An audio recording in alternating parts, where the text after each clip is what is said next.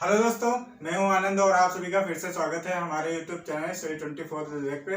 तो उम्मीद करते हैं आप सब अच्छे होंगे, खुशहाल होंगे। हाँ, आज का हमारा तीसरा सेशन होने वाला है। आज के सेशन में हमने बहुत ही इंपॉर्टेंट क्वेश्चनों को सिलेक्ट किया है। ठीक है, तो उनकी हम प्रैक्टिस करेंगे और देखेंगे कि उनको हम एग्जाम में कैसे बना सकते हैं। और एक इन्फॉर्मेशन देना चाहूंगा कि आज का जो सेशन है हमारा तीसरा सेशन है प्रॉफिट एंड लॉस का। अगर इससे पहले 2 सेशन हो चुके हैं वो आपने नहीं देखे हैं तो प्लेलिस्ट में उनका लिंक मिल जाएगा। ठीक है, वहां से जाके आप देख सकते हैं। और अभी तक आपने हमारे चैनल को सब्सक्राइब नहीं किया है तो देरी किस बात की, जल्दी से सब्सक्राइब कर दीजिए।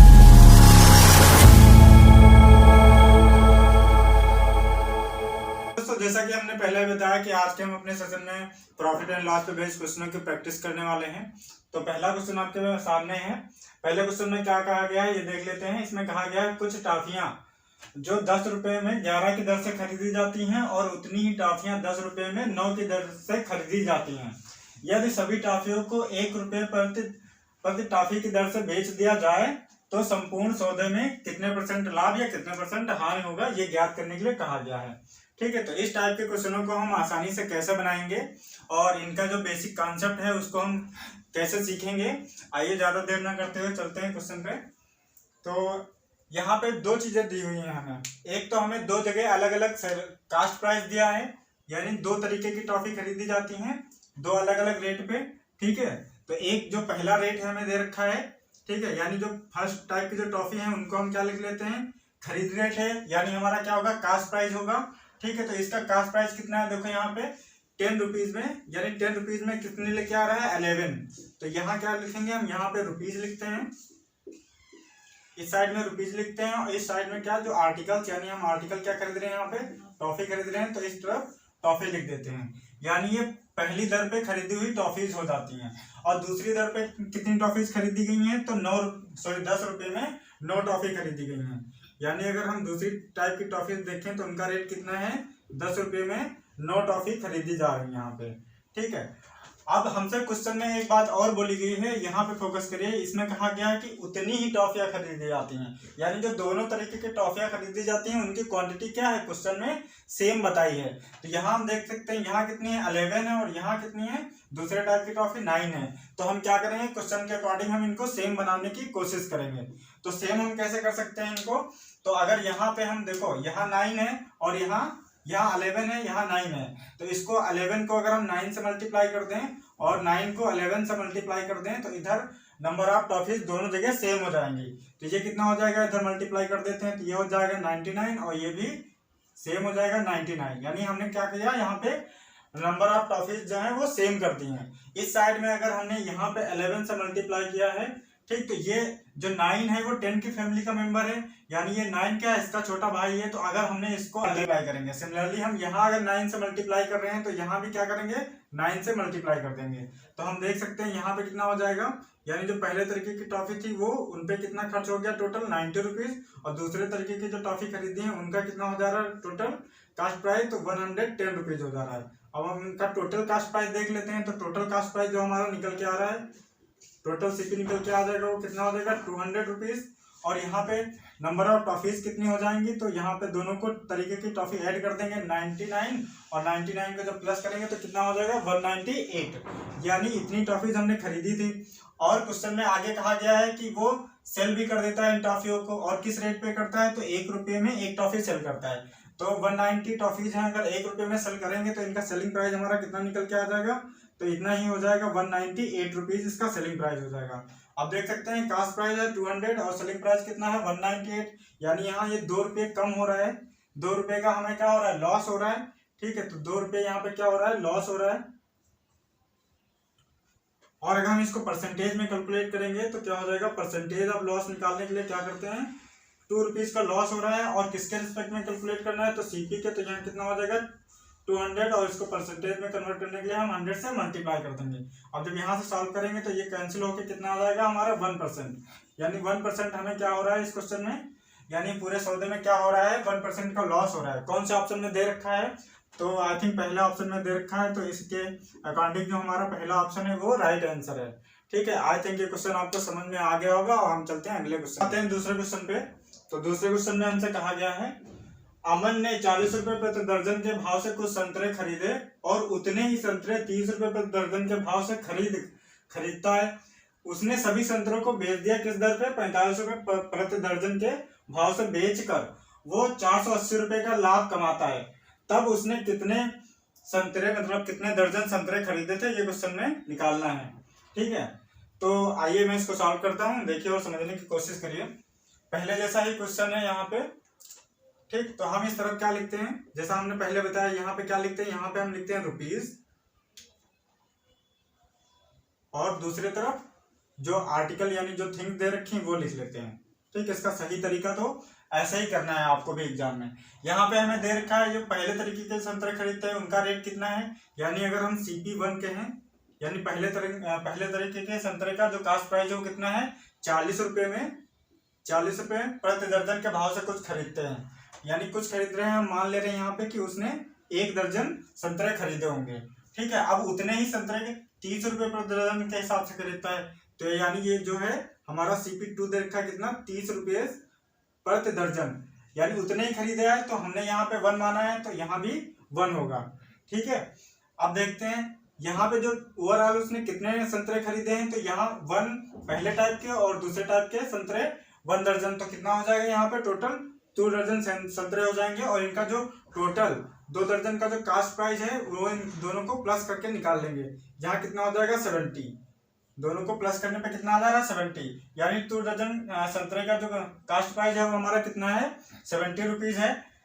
तो 1 दर्जन संतरे का कास्ट प्राइस कितना हो जाएगा यहाँ से, तो 1 दर्जन संतरे का जो कास्ट प्राइस हो जाएगा नेट वो कितना हो जाएगा 35।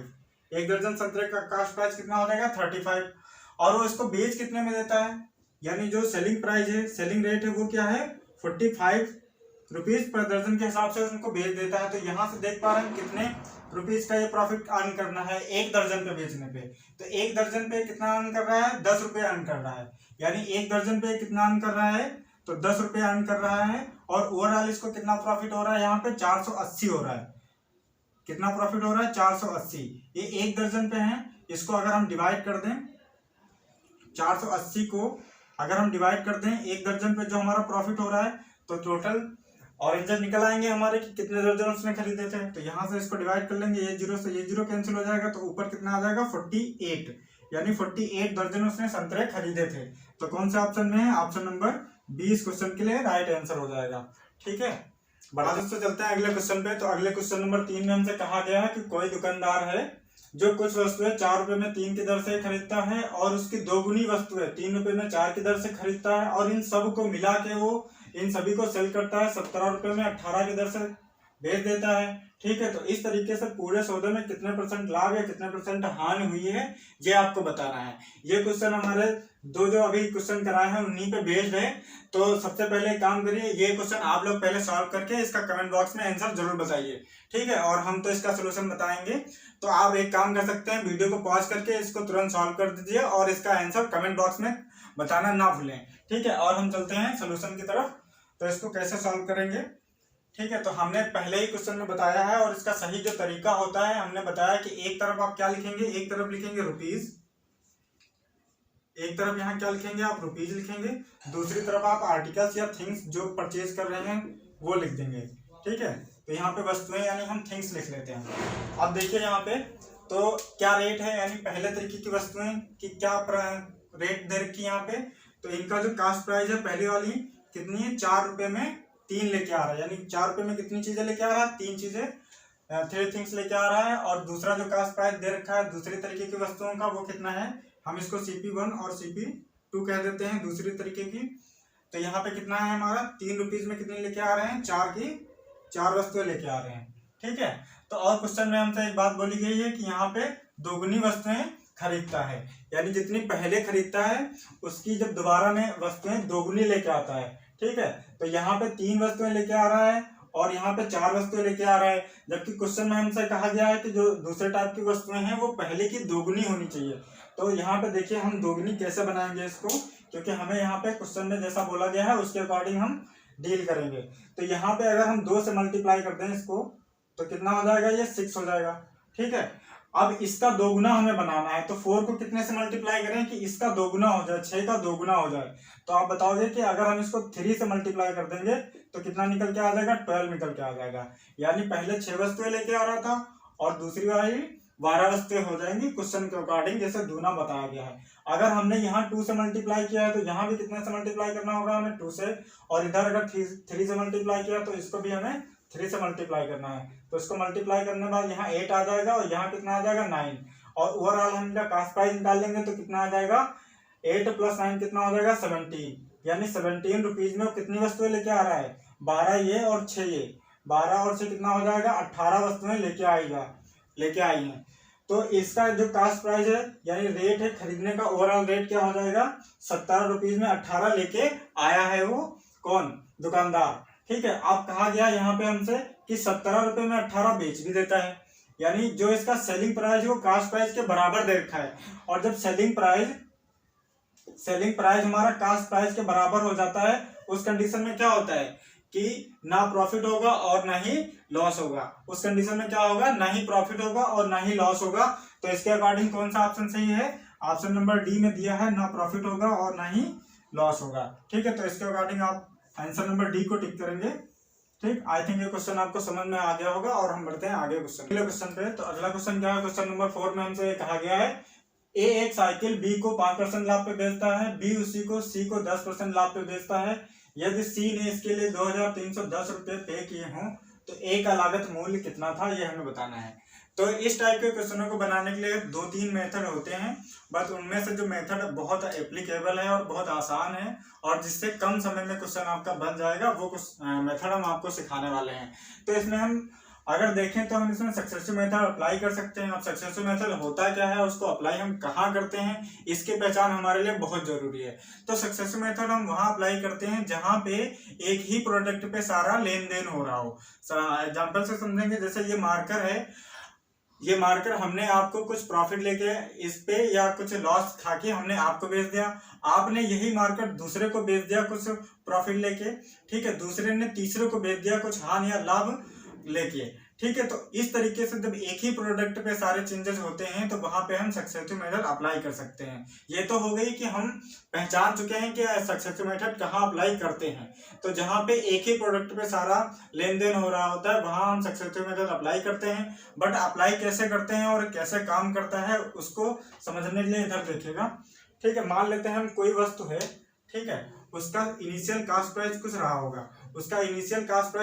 होगा, तो ये फर्स्ट पर्सन है, इसने इनिशियल कास्ट प्राइस इसका एक्स था और इसने दूसरे को बेच दिया वाई पे, यानी इसका अब कास्ट प्राइस इसका कितना हो गया, मतलब सेकेंड पर्सन का कास्ट प्राइस कितना हो गया, तो वाई हो गया।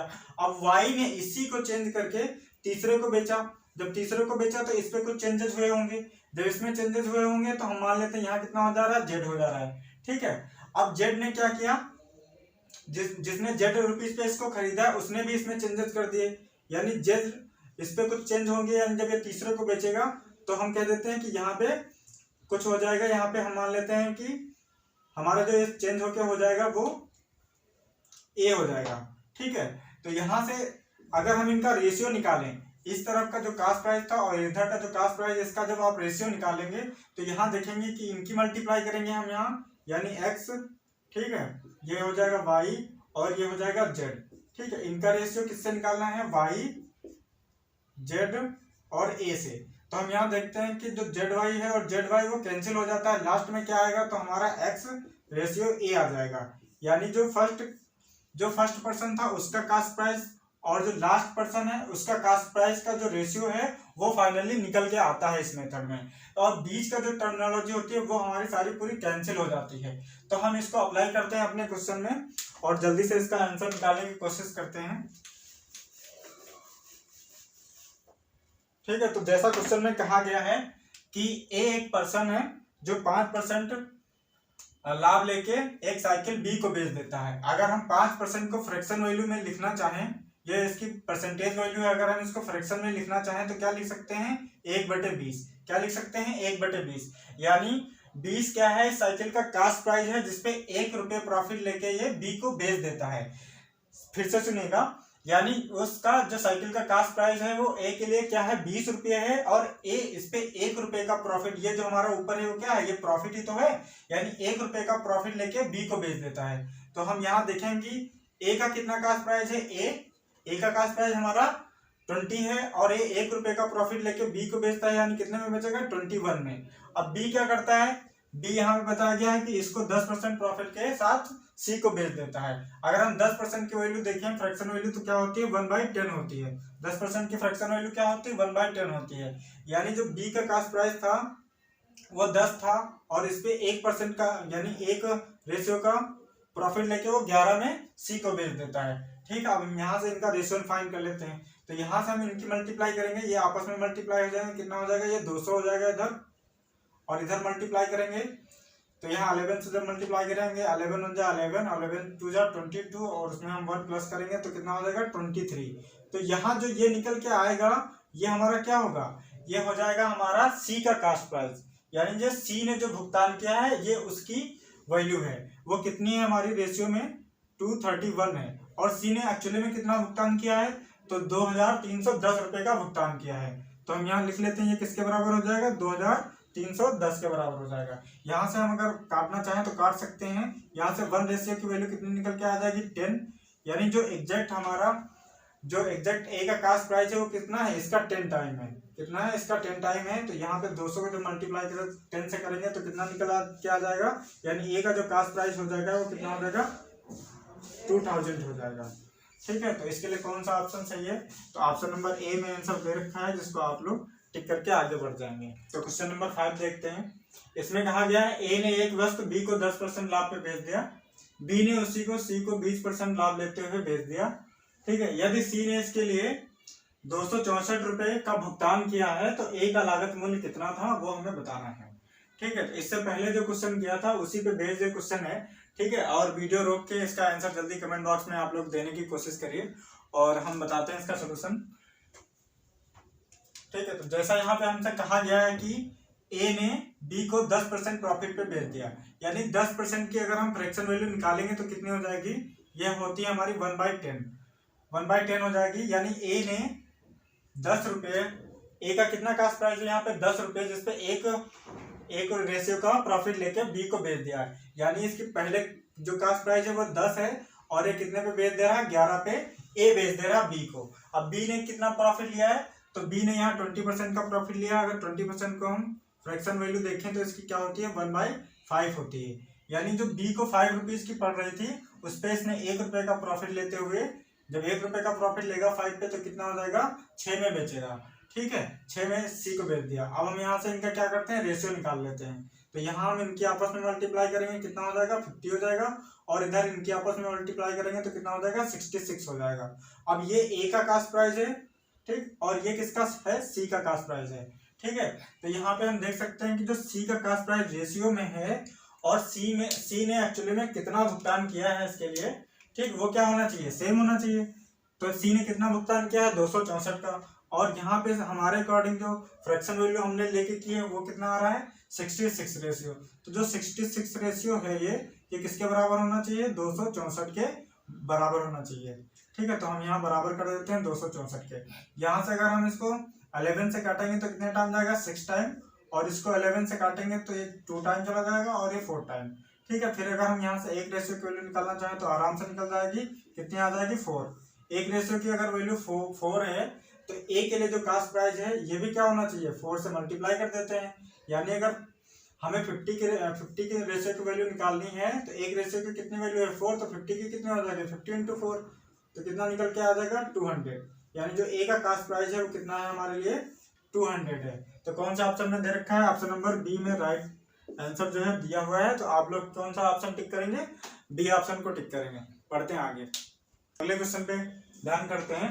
तो अगला क्वेश्चन नंबर 6 है, जिसमें कहा गया है ए बी को एक वस्तु 10% लाभ पे बेचता है, बी उसे सी को 7.5% लाभ पे बेचता है, और सी उसी वस्तु को 25% हानि पे बेच देता है। यदि निर्माता ए के लिए जो लागत मूल्य है वो 3200 रुपये रखी जाती है तो सी ने उसे कितने रुपए में बेचा ये आपको बताना है। ठीक है, तो इसको कैसे सॉल्व करेंगे, आइए हम देखते हैं इसको कैसे सॉल्व करेंगे। तो जैसा कि हमने अभी प्रीवियस क्वेश्चन में देखा, ठीक है, कि यहाँ पे ए ने बी को कितने परसेंट लाभ पे बेचा है, 10% लाभ पे। तो 10% लाभ का फ्रैक्शन वैल्यू क्या होती है, यानी ए ने इसको बी को कितने में बेचा होगा, यानी 10 से 11 पे बेच दिया होगा। अब बी ने कितने परसेंट का लाभ लिया यहाँ पे, तो 7.5% का, और 7.5% की जो फ्रैक्शन वैल्यू हो जाएगी वो हमारी क्या हो जाएगी, तो ये कितना हो जाएगा, 15/2 हो जाएगा। इसको जब मिक्स में कन्वर्ट करेंगे और ये परसेंटेज में है तो इसको फ्रैक्शन में बदलने के लिए क्या करेंगे, हम 100 से डिवाइड कर देंगे। यहाँ से अगर हम इसको 5 से काटेंगे तो 3 टाइम चला जाएगा, इसको 5 से काटेंगे तो ये 20 टाइम चला जाएगा। तो ऊपर कितना हो जाएगा 3, नीचे कितना हो जाएगा हमारा, ये मल्टीप्लाई होके कितना हो जाएगा 40, यानी 40 की थी और उस पर 3 रुपये प्रॉफिट लेके बेचा है। तो कितने में बेचा होगा, यानी कोई चीज 40 की थी और उस पर 3 रुपये प्रॉफिट लेके बेचेगा तो कितने में बेचेगा, 43 में। अब सी ने क्या किया है, सी ने यहाँ 25% की हानि बियर करते हुए उसको बेच दिया। तो जब 25% को हम अगर फ्रैक्शन वैल्यू में लिखेंगे तो इसको क्या लिख सकते हैं, 1/4, यानी कोई चीज 4 की थी और उस पर 1 रुपीज का इसने क्या खाया, लॉस खाया। जब 1 रुपीज का लॉस खाया होगा तो इसके लिए जो सेलिंग प्राइस रही होगी वो 1 रुपये कम रही होगी कास्ट प्राइस से, यानी यहाँ जो इसका कास्ट प्राइस कितना है, 4 है, 1 रुपये का लॉस खाया, मतलब कितने में बेचेगा, 3 रुपये में बेचेगा। ठीक है, तो अब हम क्या करते हैं, यहाँ इनका फाइनल जो रेशियो है वो निकालने की कोशिश करते हैं। जब इसका फाइनल रेशियो निकालेंगे तो क्या करना होता है, इनको आपस में मल्टीप्लाई कर देना होता है। ठीक, जब इनको मल्टीप्लाई करेंगे तो देखो 4 4 जा कितना होता है 16 और 2 0, तो ये कितना हो जाएगा 1600, कितना हो जाएगा ये 1600 हो जाएगा। इधर मल्टीप्लाई कर लेते हैं, तो जब आप इसको मल्टीप्लाई करेंगे इधर, इसको मल्टीप्लाई कर दीजिए, कितना हो जाएगा 9, 3 3 जा कितना होता है 9 और 3 4 जा कितना हो जाएगा 12, और 12 को किसने, ये पूरा हमें टोटल किससे मल्टीप्लाई करना है, 11 से। तो 11 से अब कैसे मल्टीप्लाई करते हैं उसको देख लीजिए। क्या करना होता है, जो यहाँ पे डिजिट है, जो यूनिट डिजिट है उसको एज इट इज लिख लेते हैं, अब उसकी जो नेक्स्ट वाली डिजिट है उसको ऐड करके लिख देते हैं। तो इसमें कितना हो जाएगा 11 हो जाएगा, 11 का क्या लिख देंगे 1, और 1 हमारा कैरी हो जाएगा। फिर हम इसकी आगे वाली डिजिट को ऐड करेंगे तो कितना हो जाएगा 3, और 1 कैरी था वो कितना हो जाएगा 4 हो जाएगा, और लास्ट में क्या बचा 1, तो इसको हम ऐसे लिख देते हैं। ठीक है, अब जो हमारा यहाँ पे कहा गया है कि जो ए का लागत मूल्य है वो कितना है 3200 रुपीज है। तो जो ए का जो लागत मूल्य है हमारे यहाँ फ्रैक्शन वैल्यू के हिसाब से कितना है 1600 रुपये है। तो ये 1600 जो रेशियो है वो किसके बराबर हो जाएगा, 3200 रुपीज के बराबर हो जाएगा। तो यहाँ से हम अगर एक रेशियो की वैल्यू निकालेंगे तो कितनी निकल के आ जाएगी, 2 निकल के आ जाएगी। अब जब एक रेशियो की वैल्यू 2 है तो इसकी वैल्यू हमें पता करनी है, तो इसको क्या कर देंगे हम 2 से मल्टीप्लाई कर देंगे। जब आप इसको 2 से मल्टीप्लाई करोगे तो कितना हो जाएगा 8 हो जाएगा, और ये 2 1 जा 1, 2 1 जा 2, और कितना हो जाएगा 3, और 14 2 जा कितना होता है 28। डायरेक्टली मल्टीप्लाई कर सकते हो अगर कोई कैरी नहीं है तो। ठीक है, तो कौन से ऑप्शन में है, तो ऑप्शन नंबर डी में राइट आंसर दे रखा है। नेक्स्ट क्वेश्चन आपके सामने है, बताइए इसको कैसे करेंगे, सोचो इसको कैसे करेंगे हम आसानी से। तो क्वेश्चन देख लेते हैं कहाँ क्या है। यहाँ पे एक दुकानदार ने एक वस्तु का 3/4 भाग 20% लाभ पे बेच दिया और शेष भाग को लागत मूल्य पे ही बेचता है, थोड़ा ईमानदार होगा। ठीक है, तो इस तरीके से उसे पूरा मतलब वास्तविक लाभ यानी पूरी चीज पे उसे कितने % का लाभ हुआ है ये आपको बताना है। ठीक है, तो पहले आप इसका कमेंट बॉक्स में आंसर बताइए, अगर नहीं होगा तो हम तो बताएंगे। तो हम मान लेते हैं इसको। ठीक है, आसान किस तरीके से कर सकते हैं, तो क्या है हमें थोड़ा फ्रैक्शन वैल्यू क्या है थोड़ा सूट नहीं करती है ना, तो हम फ्रैक्शन वैल्यू नहीं लेते हैं यहाँ पे। तो फ्रैक्शन वैल्यू जब नहीं लेंगे तो कैसे करेंगे, तो हम मान लेते हैं ये जो चीज रही होगी वो कितना रही होगी अपने में 100% रही होगी। यानी जब कोई चीज होती है वो अपने में कितना % होती है 100% होती है, और ये 100% थी अपने में, तो ये कितने रुपीज की रही होगी, मान लेते हैं कि 100 रुपीज की ही रही होगी। इसकी कास्ट प्राइस कितनी होगी, तो ये हम मान के चल रहे हैं कास्ट प्राइस कितनी होगी 100 होगी, और ये कितना थी खुद का 100% थी। ठीक, इसमें से इसने 3/4 भाग यानी 3/4 भाग को बेचा है, यानी 3/4 भाग को अगर हम परसेंट में देखें तो कितना हो जाएगा 3/4 जो हमारा होता है वो क्या होता है 75% के बराबर होता है। यानी 75% भाग किस पे बेचा होगा, तो 20% लाभ पे बेचा होगा। तो यानी 75%, तो इसका क्या हो जाएगा 75 को कितने से मल्टीप्लाई करना होगा, यहाँ कितना लाभ ले रहा है तो 20% का लाभ ले रहा है। अगर हम 20% की फ्रैक्शन वैल्यू देखेंगे तो क्या हो जाएगी हमारी 1/5 हो जाएगी, यानी 5 के लागत पे वो 1 का लाभ उठा रहा है। 5 के लागत पे 1 का लाभ उठा रहा है, तो अगर इसकी लागत मूल्य 5 है तो 20% प्रॉफिट अर्न करने के लिए कितने में बेचेगा 6 पे बेचेगा। ठीक है, यहाँ से हम कैंसिल कर देते हैं, कितना हो जाएगा ये 15 टाइम कैंसिल हो जाएगा और 15 से कितना होता है बताओ जल्दी से, 90 होता है। कितना होता है? 90 होता है। ठीक है, और थोड़ा ईमानदारी दिखाई बाद में इसने, उसने कह दिया कि जो शेष भाग बचा हुआ है, यानी शेष भाग हमारा कितना बचा हुआ होगा, 25% बचा हुआ होगा। ठीक है, उसको कितने में बेच दे रहा है, तो उसको लागत मूल्य पे ही बेच रहा है। कितने में बेच रहा है? तो 25 रुपीज में ही बेच दे रहा है। ठीक, तो यहाँ से हम देख लेते हैं इसका ओवरऑल जो सेलिंग प्राइस हो कितना निकल के आ जाएगा, तो 115 निकल के आ जा रहा है।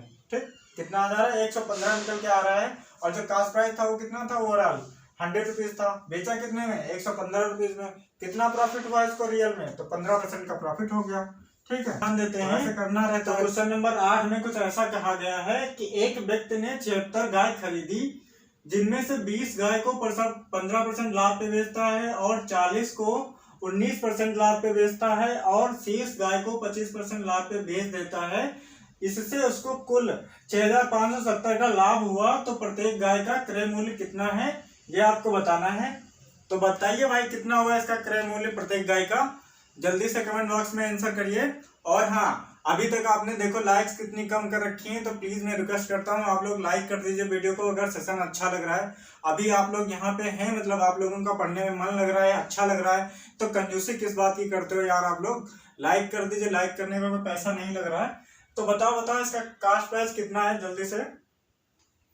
तो आइए इधर देखिए अब ध्यान से, यहाँ पे कितनी गाय खरीदी? टोटल उसने 76 गाय खरीदी हैं, जिनमें से 20 गाय को 15% लाभ पे बेचता है। ठीक, अगर हम मान लेते हैं कि एक गाय का जो कास्ट प्राइस वो कितना है, यानी एक गाय का जो सीपी है उसको हम कुछ मान के चलते हैं। ठीक है, जिससे हमारा क्या हो जाएगा, कैलकुलेशन थोड़ा आसान हो जाएगी। अगर एक गाय का हमने सीपी मान लिया एक्स है, ठीक है, कितना है? एक्स रुपीज है। तो जैसा कि हमसे कहा गया 20 गाय को 15% लाभ पे बेचता है, तो हम अगर इसका लिखेंगे कि इनका सेलिंग प्राइस कितना हो गया, यानी इस पे ओवरऑल कितना प्रॉफिट अर्न हुआ होगा। तो 20 गाय थी, ठीक है, अब 20 गाय का, एक गाय का कितना है? एक्स है, तो 20 गाय का कितना हो जाएगा? 20x हो जाएगा। हो जाएगा कि नहीं हो जाएगा? ठीक है, अब इस पे क्या कर रहा है? 15% का लाभ अर्न कर रहा है, तो 15 और डिवाइड बाय कितना कर देंगे? 100 से। प्लस दूसरी कंडीशन क्या कहा गया है कि 40 गाय को 19% लाभ पे बेचता है, तो 40 गाय का जो क्रय मूल्य हो जाएगा वो कितना हो जाएगा? 40x हो जाएगा। और इसको क्या करता है वो? 19% लाभ पे बेच रहा है। ठीक है, बची हुई कितनी है? यहाँ पे शेष बोला गया है, तो बची हुई कितनी है देख लेते हैं। 40 तो इसने पहले बेच दी और 20 तो उससे पहले भी बेच दी, तो कितनी? 60 निकाल दो यहाँ से, तो कितना बचेगा? 16 बच जाएगा। यानी 16x, यानी 16 गाय का जो कास्ट प्राइस होगा कितना होगा? 16x होगा। और उसको कितने पे बेच रहा है? तो 25% लाभ पे बेच रहे हैं, तो कितना हो जाएगा? 25% लाभ पे बेच रहे हैं। ठीक, अब ये हमारा क्या है? ओवरऑल प्रॉफिट ही तो है, यानी 76 गाय पे क्या है? ओवरऑल प्रॉफिट ही तो हमने यहाँ पे निकालने की कोशिश करी है। और वो हमें क्वेश्चन में दे भी रखा है कितना? 6570। तो हम यहाँ पे लिख देते हैं कितना हो जाएगा? ये किसके बराबर आना चाहिए? हमारा 6570 के बराबर आना चाहिए। अब हम यहाँ से क्या करें? कैलकुलेट कर लेंगे। ठीक, अगर 100 काटेंगे तो फिर दिक्कत हो जाएगी, तो 100 नहीं काटते हैं, हम डायरेक्टली यहाँ पे मल्टीप्लाई करने की कोशिश करते हैं। तो ये कितना हो जाएगा? इसकी मल्टीप्लाई इससे कर दोगे तो कितना निकल के आ जाएगा? 300x। ठीक, नीचे 100 रखो क्योंकि सभी में 100 है, इसको हम लास्ट में उधर भेज देंगे। ठीक है, तो जिससे क्या होगा? कैलकुलेशन कम हो जाएगी। एक बार यहाँ काटो फिर वहां काटो, दिक्कत हो जाएगी। अब कितना होता है? 19 चक्कू 76 होता है, तो ये कितना हो जाएगा? 760। और नीचे कितना x है? ऊपर x है, नीचे है 100। प्लस यहाँ देख लेते हैं ये कितना हो जाएगा हमारा। तो 25 अट्ठे कितना होता है? 200। और 25 को 16 से मल्टीप्लाई करेंगे तो कितना निकल के आ जाएगा? 400। यानी 400x ऊपर आ जाएगा, नीचे कितना हो जाएगा हमारा? 100। और ये किसके बराबर है? तो 6570 के बराबर है। यहाँ से हम इसको पूरा कैलकुलेट कर लेते हैं, तो ये कितना हो जाएगा? देखो 300 ये, 400 ये, 700 हो जाएगा, 700 ये, 1400 हो जाएगा। और ये कितना हो जाएगा? तो 1460 रुपीज हो जाएगा। कितना हो जाएगा? 1460x। नीचे क्या आ जाएगा? सब में डिवाइडर अगर सब में सेम है तो क्या कर लेते हैं हम? यहाँ पे ऐसा लिख लेते हैं। ठीक, ये किसके बराबर है? 6570 के बराबर है। ठीक, अगर हम यहाँ से निकालना चाहें तो 10 से 10 काट देंगे, इधर मल्टीप्लाई हो जाएगा। तो x की वैल्यू कुछ यहाँ पे निकल के आ जाएगी। x इक्वल टू कितना निकल के आ रहा है हमारा? ये आ जाएगा 6570। और इसको 10 से मल्टीप्लाई करेंगे क्योंकि यहाँ 10 है। और नीचे कितना हो जाएगा? तो हो जाएगा 146। ठीक है, कितना हो जाएगा? 146। अब इसको काटना है। ठीक, तो कैसे काटेंगे? कैसे 3 से कट रहा है, 6 4 10 11 हो जाएगा, 3 से नहीं कटेगा, 11 से नहीं कटेगा। ठीक है, तो पहले हम इसको देख लेते हैं, 2 ही से काट लेते हैं। तो जब आप इसको 2 से काटेंगे तो ये कितना हो जाएगा 7 और ये कितना हो जाएगा 3। ठीक है, तो यहाँ 73 आ जाएगा, बट इसको 2 से काटेंगे तो यहाँ पे कितनी बार जाएगा 3 बार। ठीक है, ये कितना हो गया, फिर यहाँ पे लग जाएगा 2 बार। ठीक हो जाएगा 17 और 17 कितने 8 टाइम लग जाएगा, 2 8 16 होता है। फिर बचेगा यहाँ पे 10 और वो कितना टाइम चला जाएगा 5 टाइम और 0। ठीक है, अब हम काट सकते हैं, डिवाइड करके देख लेते हैं ये कितना है 32850। ठीक, इसको डिवाइड करना है 73 से, तो हम 4 टाइम यहाँ अप्लाई कर सकते हैं। अगर इसको 4 से मल्टीप्लाई करेंगे तो कितना हो जाएगा 12 का 2 हो जाएगा, कैरी 1 और 28 हो जाएगा, फिर यहाँ 29। इसको माइनस करेंगे तो 8 से 6 बचेगा, यहाँ 12 से 9 माइनस करेंगे तो 3 आ जाएगा और ये 0 हो जाएगा, और यहाँ कितना आता है 5।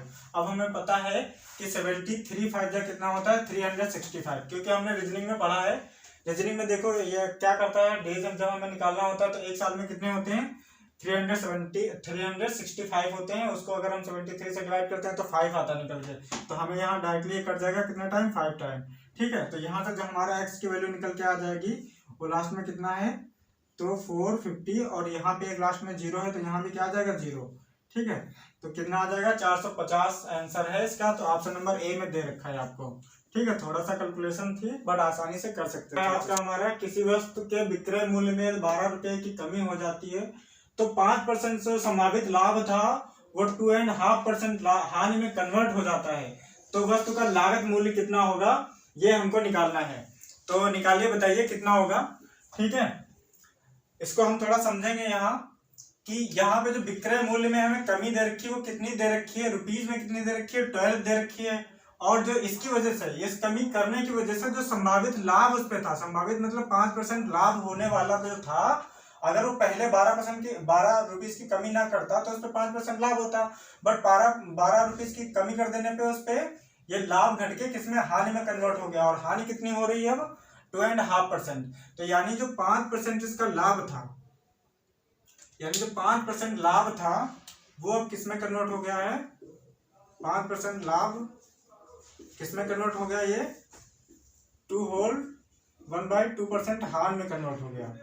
अगर हम यहाँ पे कहें कि जो विक्रय मूल्य में कितने परसेंट की कमी आई है, विक्रय मूल्य में कितने परसेंट की कमी आई है, तो यहाँ से आप देख सकते हो कि 5% तो ये घटा हुआ होगा, जो लाभ हो रहा था 5% ये घट गया, और घटते हुए कहाँ तक चला गया 2.5% हानि पे। तो ओवरऑल यहाँ पे कितने परसेंट की कमी आई है, तो 5% और ये 2.5, तो ये कितना हो जाएगा। ठीक है, टोटल हम कर लेते हैं यहाँ से, तो ये 5 का 5 रहेगा, और ये कितना हो जाएगा ये 5/2, यहाँ से 10, और ये कितना हो जाएगा 15 डिवाइड बाई 2% क्या हो रहा है टोटल ओवरऑल जो हमारा सेलिंग प्राइस उसमें चेंज हुआ है, और रुपीज में इसके अकॉर्डिंग कितना चेंज हुआ है 12, तो ये किसके बराबर होना चाहिए 12 के बराबर होना चाहिए। अब हम यहाँ से क्या करते हैं, इसको 2 को उस तरफ भेज देंगे तो 15% की वैल्यू निकल के आ जाएगी, वो कितनी हो जाएगी 24 रुपये हो जाएगी। ठीक है, अब हमें यहाँ से कैलकुलेट करना है सीपी, तो जो सीपी होगी वो खुद का कितना होगी 100%। तो यहाँ हम 100% बनाने के लिए क्या कर सकते हैं, तो हम इसको पहले 3 से डिवाइड कर देते हैं, यानी 15 को क्या करें हम 3 से डिवाइड कर दें तो कितना हो जाएगा 5 हो जाएगा, और उसी 5 को हम क्या करें अगर 20 से मल्टीप्लाई कर दें तो हमारा 100% इधर बन जाएगा, तो इधर 100% निकल के आ जाएगा। और जो काम हमने इस तरफ किया है 3 से डिवाइड किया 20 से मल्टीप्लाई किया, तो इस तरफ भी हमको सेम करना है। ठीक है, क्योंकि नाइंसाफी किसी के साथ नहीं होनी चाहिए, तो ये 24 के साथ नाइंसाफी नहीं होगी, तो यहाँ क्या कर देते हैं हम 20 से मल्टीप्लाई करते हैं, इसको काट देंगे 8 टाइम कट जाएगा। ठीक, अब 8 टू कितना हो जाएगा 16 और 1 0, 160 रुपीज इसका जो कास्ट प्राइस है वो निकल के आ जाएगा। तो ऑप्शन नंबर यहाँ हमसे कहा गया है, एक व्यक्ति ने एक वस्तु को 20% हानि पे बेची, यदि वह उसे 200 रुपये ज्यादा में बेचता तो उसको 5% का लाभ होता, वस्तु का लागत मूल्य निकालना है। तो इसको कैसे करेंगे, ये भी हमारे पिछले क्वेश्चन जैसा ही है। तो यहाँ पे हम देख लेते हैं कि जब वो इसको 200 रुपये एक्स्ट्रा में बेचता, मान लो ये 200 रुपये उसको एक्स्ट्रा में अगर मिल जाते सेलिंग प्राइस में, तो इससे उसका क्या क्या कवर हो जाता है, यानी 20% का ये लाभ 20% का ये हानि कवर कर लेता, और उस पे 5% एक्स्ट्रा कमा भी लेता। तो ओवरऑल ये कितना चेंज आ जाता है इसके सेलिंग प्राइस में, अगर परसेंटेज में देखें तो कितना चेंज आएगा 20 का ये और 5 का ये, तो कितना परसेंट चेंज आ जाता 25% चेंज आ जाता, वो किसकी वजह से आता, यानी जब इसको ये 200 रुपीज ज्यादा में बेचता तो ये किसके बराबर होना चाहिए, 25% 200 के बराबर होना चाहिए। तो यहाँ से अगर हम 100% की वैल्यू निकालेंगे तो इसको भी 4 से मल्टीप्लाई कर दें और इसको भी 4 से मल्टीप्लाई कर दें, तो इस तरफ 100 हो जाएगा।